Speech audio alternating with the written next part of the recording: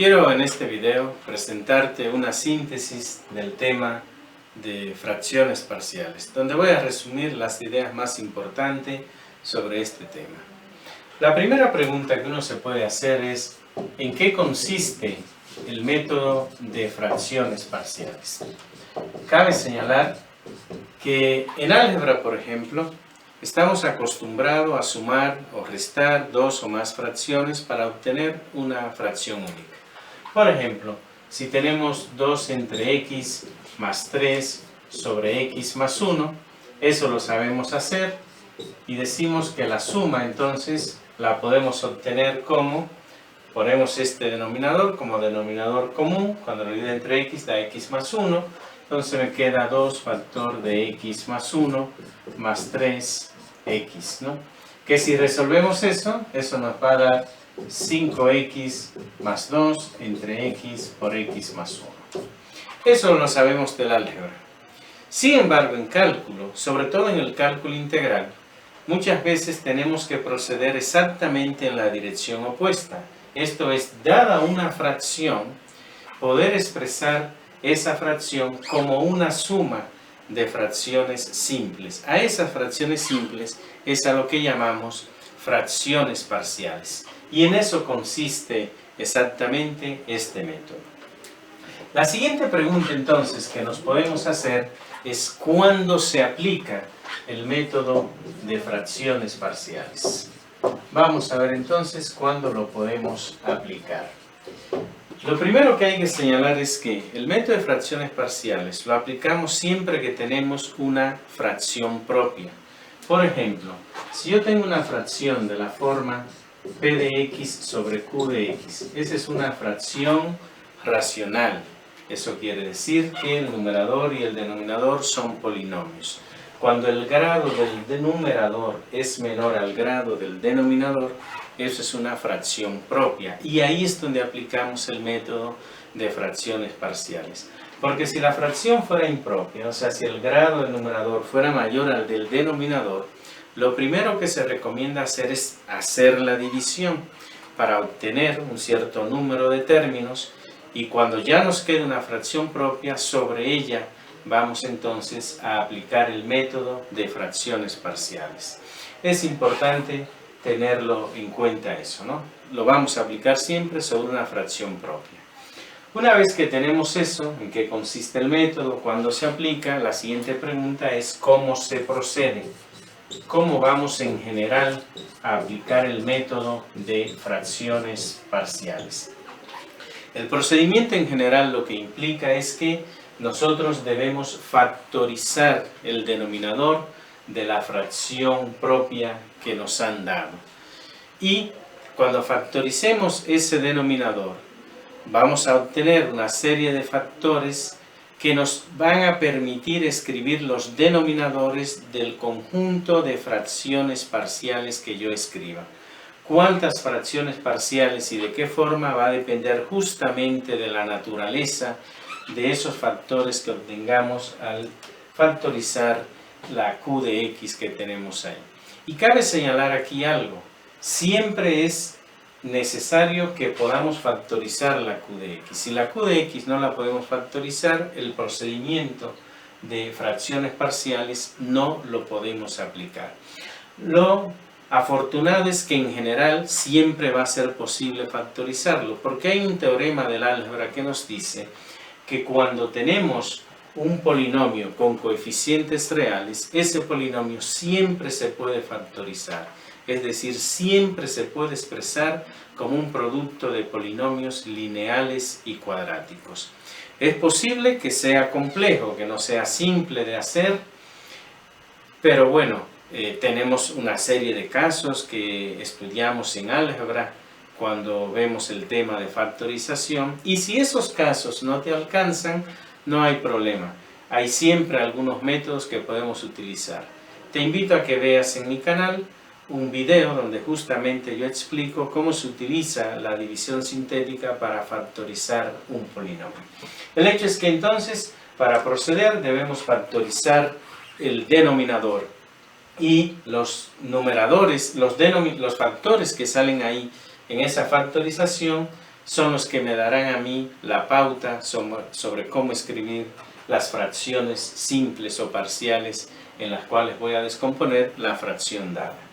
Y sobre eso entonces cabe señalar que hay diferentes casos que se pueden presentar. En particular, hay 4 casos que se pueden presentar cuando hagamos la factorización del polinomio q de x, o sea, el denominador de la fracción original. Vamos a ver esos casos, ¿no? Los factores, lo primero que puedo señalar aquí es que esos factores pueden ser lineales o cuadráticos. Siempre que factoricemos, va a suceder que vamos a obtener factores lineales o cuadráticos, según un teorema del álgebra que nos indica eso. Pero los factores también puede suceder que se repitan o no se repitan. Vamos a decir que se repiten alguno de esos factores o que no se repiten esos factores que están ahí, ¿no?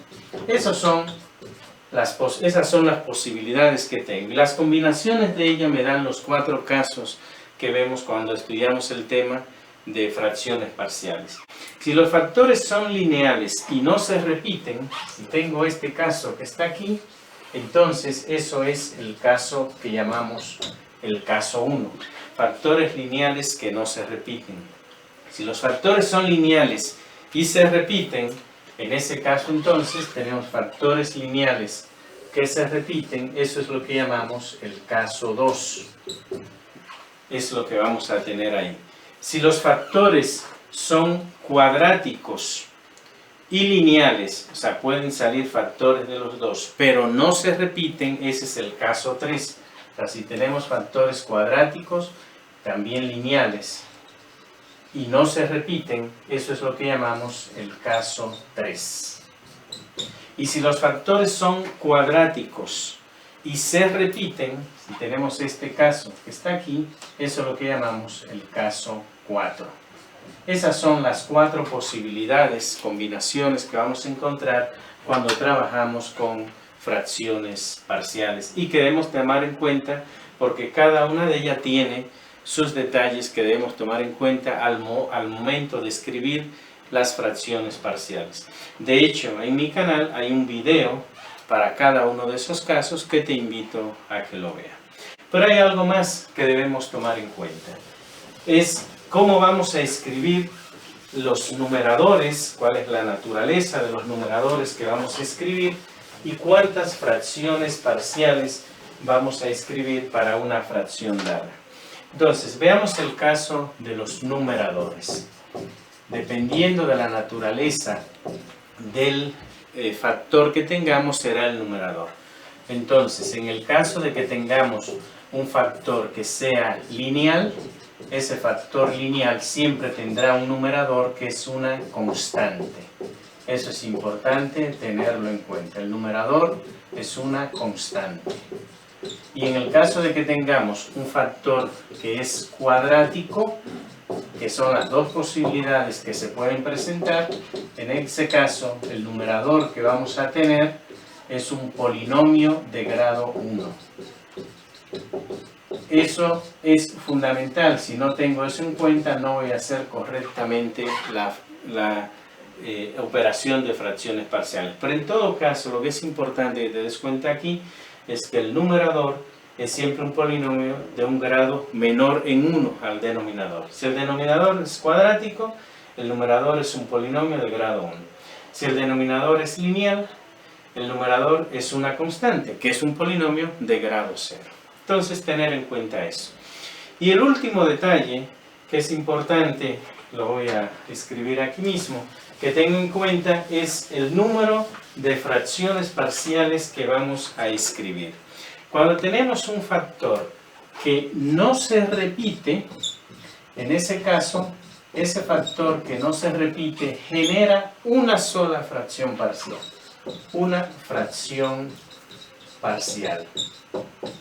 Y si tenemos un numerador que se repite, vamos a decir que se repite q veces, a un cierto número de veces, entonces ese factor que se repite q veces genera q fracciones parciales.